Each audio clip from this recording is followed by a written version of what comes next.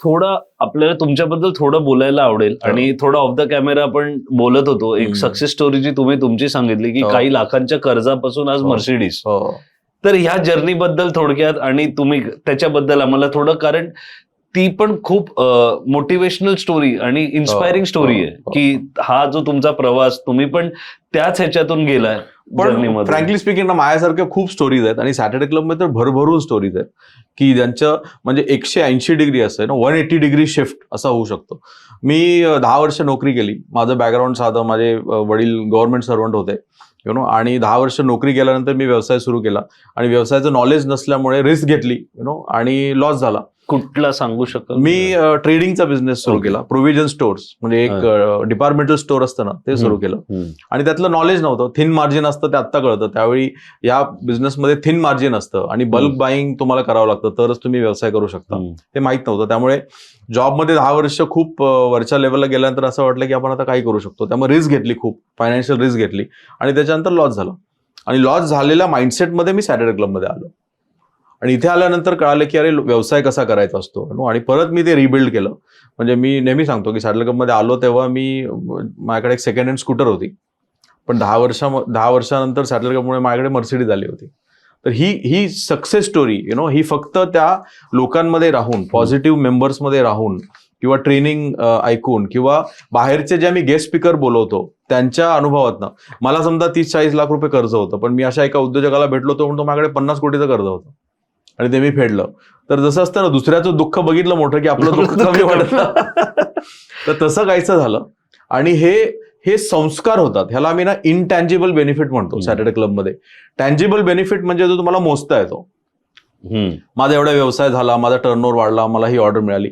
Intangible benefit ना म्हणजे तुमचा माइंडसेट चेंज होतो, पूर्ण तुमचा अप्रोच चेंज होतो, तुमच्यात प्रचंड पॉझिटिव्हिटी वाढते आणि तुम्हाला खूप अशक्य गोष्टी शक्य वाटायला लागतात. तो इनटँजिबल बेनिफिट होतो. तर त्या अशा संस्कारातनं आमची ग्रोथ झाली बिझनेसमध्ये. व्यावसायिकांसाठी खरोखर खूप छान संस्कार करणारी एक संघटना म्हणजे सॅटर्डे क्लब. आणि या सॅटर्डे क्लब बद्दल बाहेर माहिती येतेय, आमच्या माध्यमातून येते, याचे आम्हाला खूप खूप बरं वाटतंय. आणि अशा अनेक मला वाटतं सक्सेस स्टोरीज आहेत त्या आमच्या पॉडकास्ट थ्रू तुमच्यापर्यंत आम्ही पोहोचवूच पुढच्या काही महिन्यात आणि दिवसात.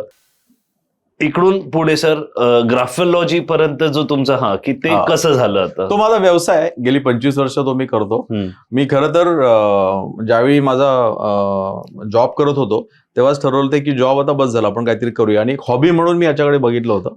ग्राफोलॉजी म्हणजे हस्ताक्षर का हँडरायटिंग? म्हणजे प्रेक्षकांना ज्यांना माहिती, ग्राफोलॉजी म्हणजे हँडरायटिंग अँड सिग्नेचर अनालिसिस, म्हणजे हस्ताक्षरातून मनोविश्लेषण, मराठीत सांगण्यासारखं. तर हे भविष्य सांगणं नाहीये किंवा हे तुमच्या स्टार्स सांगणं नाहीये, तुमच्या नंबर्स रिलेटेड नाहीये. ही सायकोलॉजिकल टेस्ट आहे. जशी आपण सायकोलॉजिकल टेस्ट घेतो, तुमच्या मेंदूचा तो प्रिंटआउट येतो. आणि सध्या आम्ही मोठमोठ्या कंपन्यांमध्ये रिक्रुटमेंट असिस्टंट करतो. म्हणजे एखादा व्यक्ती जर तुम्हाला जॉबवर घ्यायचा असेल तर तो माणूस कसा आहे, आपल्या कल्चरला फिट होतोय का, की हा फक्तच इंटरव्ह्यू देण्यामध्ये चांगला बोलतोय, की ऍक्च्युअली तो काम करेल, की हा फक्त ऑफिसमधूनच काम करेल, हा फील्डवर जाईल का, याची प्रामाणिकपणा किती आहे, याच्यामध्ये लिडरशिप आहे का, हा मेहनत किती करतो, हा स्ट्रॅटेजी चांगला करतो की हा डिसिजन चांगले घेतो. अशा 300-350 गोष्टी एका व्यक्तीबद्दल कळतात. आणि तो माझा व्यवसाय फक्त सहीवरून. आणि गेली 20-25 वर्ष माझा हा व्यवसाय. ह्या व्यवसायासाठी जर सर तुम्हाला कोणाला कनेक्ट करायचं असेल तर त्याच्यासाठी विनीत बनसोडे गुगल करा, तुम्हाला सगळं मिळेल. आम्ही आमच्या वेबसाईट आणि डिस्क्रिप्शन मध्ये डिटेल्स तर सगळे टाकूनच ठेवू. सो हे पण सांगतो मी, आता मी जेव्हा सॅटर्डे क्लबमध्ये आलो ना तेव्हा मला वाटलं की माझा आता ग्राफोलॉजी हा किती छोटा व्यवसाय आहे आणि कुठे करू शकतो. तर मला वाटलं मुंबई, पुण्यामध्ये किंवा ठाण्यामध्ये मी माझे छोटे मोठे वर्कशॉप्स घेईन आणि माझं तेवढं चालेल, कारण माझी कॅपॅसिटी तेवढीच होती. सॅटर्डे क्लबमध्ये आल्यानंतर मला कळालं की अरे इथे इतके लोक आहेत मदत करायला की आता मी माझा व्यवसाय खरं तर इंटरनॅशनल घेऊन जाऊ शकतो.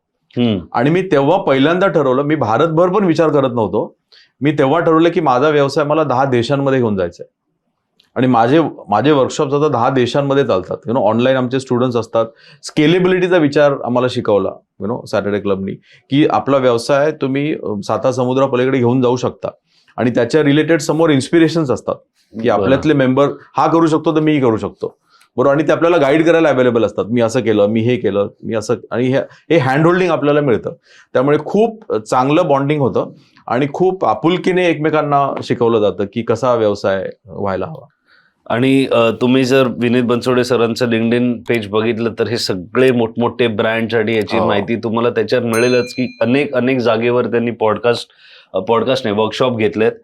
मला वाटतं 10,000 पेक्षा जास्त उद्योजक, स्टुडंट्स हो. आणि लोकांनी त्याचं हो. हे पण घेतलं.